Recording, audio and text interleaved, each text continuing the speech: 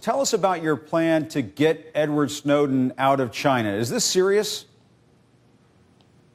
Yeah, this is serious. You know, we just figured out that he might be scared of, international airports, etc. So we have arranged that a private jet is waiting for commitments from Icelandic authorities to grant him asylum in Iceland, and then we will just transport him as a passenger from.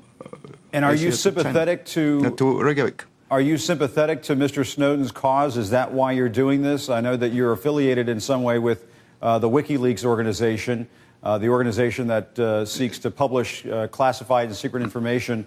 Are you sympathetic to Mr. Snowden's cause? Yeah, of course I am, and I think what he did is a great thing. Why is that? Because I want to know who is observing my data and entering my private information.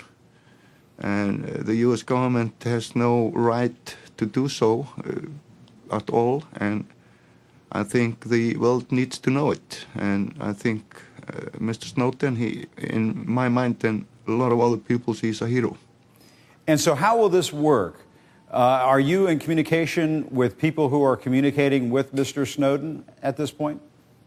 Yeah. It's not like I pick up the phone or I call him.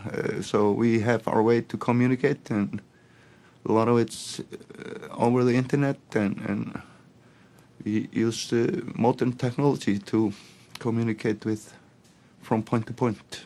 And you have not been in touch with Mr. Snowden, is that right? Not personally, no. And Olafur, I'm sure you're aware that if you try to go forward with this plan, there are going to be people in the United States who are going to be very upset about this, perhaps people in the law enforcement, national security agencies of the United States. Are you planning to do this whether they like it or not? I have had no indications about anybody being against this plan, and as it looks now, it's just a logistic management which involves moving a person from A to B, and we have, up to the extent, we have the full right to travel between countries with proper paperwork in place.